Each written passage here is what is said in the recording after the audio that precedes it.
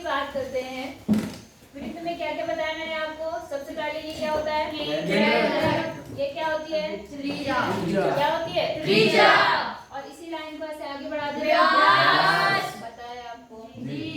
अच्छा, अब मैंने क्या काम करा, ये जो यहाँ पर, चलो बात की बात है, फिलहाल ये है आपका।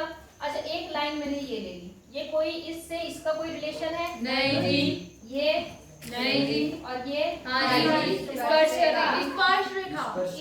रेखा।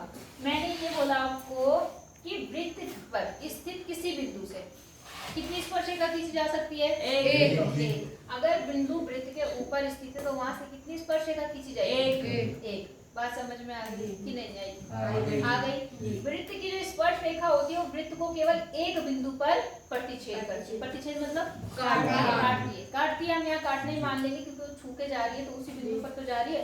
इतनी बात समझ में आ गई। फिर मैंने आपको एक चीज और बोली थी, अगर बाहर कोई बिंदु है, कहाँ पर है, बाहर, तो यहाँ से कितनी स्पर्श रेखा, दो। एक इधर से एक इधर से, ठीक है ना। तो बाह्य बिंदु से तो कितनी स्पर्श रेखा खींची जा सकती है, और अंतः बिंदु से एक। मतलब अंतः मतलब वृत्त के ऊपर स्थित बिंदु से एक। यहाँ तक बात समझ में आ गई। जो रेखा वृत्त को काटती हुई जाती है उसे हम प्रतिच्छेदी रेखा कहते हैं। कौन सी रेखा, प्रतिच्छेदी। जैसे ये रेखा है, इसने इसको काट दिया, वृत्त को दो भाग में काट दिया, तो इस रेखा को हम कौन सी रेखा बोलेंगे, प्रतिच्छेदी रेखा। बात समझ में आ गई कि नहीं आई। अब थोड़ा आगे चले, जो जरूरत होगा वो बताती रहूंगी। अब आ जाओ आप, एक और छोटी सी चीज समझ लेना कि जो स्पर्श रेखा होती है, जो क्या होती है, स्पर्श।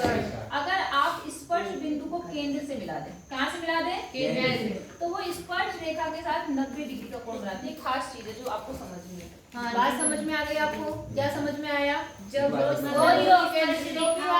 यहाँ समझा रही है, पता नहीं कहाँ खो रखा। जब छोटी चीजें नहीं समझता तो क्या समझ में आएगा, हाँ क्या बताया मैंने आपको, जब मध्य बिंदु की लाइन को जोड़ा जाए, मतलब केंद्र से अगर स्पर्श बिंदु को मिलाओगे ना तो स्पर्श रेखा के साथ 90 अंश का कोण बनाएगी हमेशा। बात समझ में आ गई। जैसे यहाँ पर ये केंद्र है और ये क्या है, स्पर्श रेखा है। स्पर्श बिंदु ये है, इसका ऐसे मिला दिया तो वो स्पर्श रेखा के साथ हमेशा कितने अंश का कोण बनाएगी। ये याद रखना, ये मेन पॉइंट यही है इसमें। इतनी बात समझ में आ गई या नहीं आई। चले आगे, अब एक्सरसाइज पे आ जाओ। कितने एक्सरसाइज 10.1 पर, ठीक है। अब देखो इसमें क्या बोल रहा, एक वृत्त की कितनी स्पर्श रेखाएं हो सकती है, एक। ध्यान से सवाल पढ़ो। एक वृत्त की कितनी स्पर्श रेखाएं हो सकती हैं, अनेक। क्यों, क्योंकि उसने बिंदु नहीं बताया कि कितने बिंदु से खींचना, वो बिंदु कहाँ पर है। तो एक वृत्त की तो कितनी सारी स्पर्श रेखाएं हो सकती हैं, एक ये हो गई, एक ये हो गई, ये हो गई, ये हो गई, ऐसे करके पता नहीं कितनी सारी, तो कितनी होंगी, आई बात समझ में कि नहीं आई।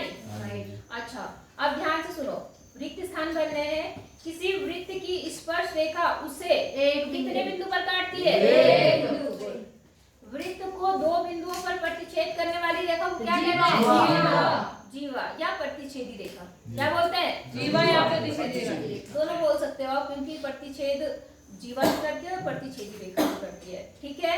अच्छा, अगला, एक वृत्त की कितनी समांतर रेखा, कैसे समांतर रेखा समझते हैं आप, कौन सी रेखा है जो कभी भी प्रतिच्छेद नहीं करती। तो अगर एक स्पर्श रेखा ये, तो इसके समांतर ये है क्या, ये है क्या, और ये जी। तो एक वृत्त में कितनी स्पर्श रेखाएं हो सकती है, समांतर, दो। आई बात समझ में जी। अच्छा, अगला, वृत्त तथा उसकी स्पर्श रेखा के उभयनिष्ठ बिंदु को क्या बोलते हैं, स्पर्श बिंदु। लिखा है क्या है, वृत्त और जो स्पर्श रेखा का जो ये कॉमन बिंदु है जो मिल रहा है उसे कौन सा बिंदु बोलते हैं, स्पर्श बिंदु। बोलो, बात समझ में आ गई, ठीक है। अब तीसरा सवाल देखते हैं, ठीक है। तीसरे सवाल में देखो क्या बोल रहा है यहाँ पर, 5 सेंटीमीटर त्रिज्या वाले एक वृत्त के बिंदु P पर स्पर्श रेखा PQ, केंद्र O से जाने वाली रेखा बिंदु Q इस प्रकार है। देखो ध्यान से समझो, पहले एक वृत्त है, क्या है, वृत्त, त्रिज्या कितनी है इसकी, 5 सेंटीमीटर, ठीक है। वृत्त के एक बिंदु P पर स्पर्श रेखा PQ, क्या नाम है स्पर्श रेखा का, PQ। चलो, ये है यहाँ पर ये P है और ये क्या है Q, क्योंकि P पर स्पर्श रेखा हो रहा तो P यहाँ पर होगा, Q यहाँ पर, ठीक है। स्पर्श रेखा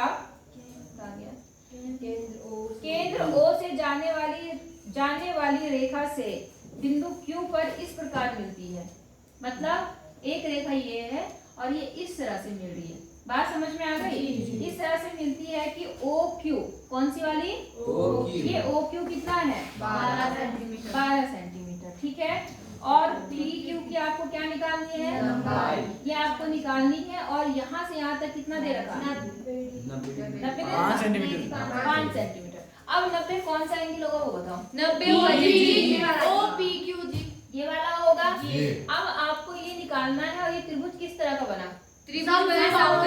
समकोण त्रिभुज। अब समकोण त्रिभुज में क्या करते हैं हम लोग डिजाइन निकालने के लिए?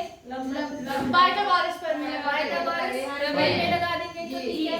तो ये वाली सबसे देखो 90 के सामने वाली भुजा कौन सी होती है? कर्ण। तो ये तो आपकी कर्ण हो गई और ये क्या हो गई? आधार। चाहे आधार बोलो चाहे लंब बोलो, ऐसे ये चाहे आधार चाहे लंब, मतलब दोनों को आप कुछ भी मान सकते हैं। जी। समझ में आया? सिंपल है।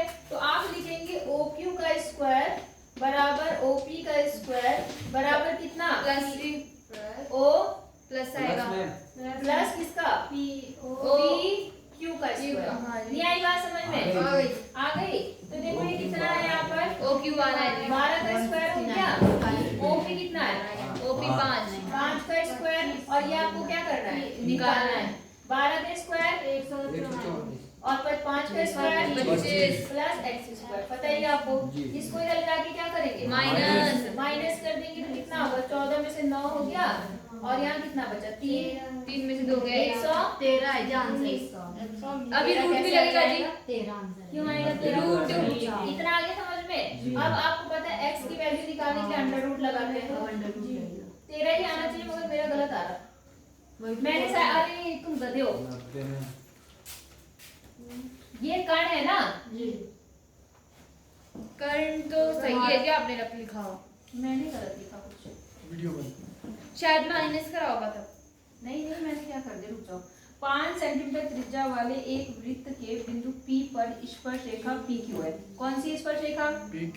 दिख रही है आपको? केंद्र O से जाने वाली एक रेखा से Q पर इस प्रकार मिलती है। ठीक है जी मैम आपका। अच्छा OQ = 12। सही है जी। सही है जी।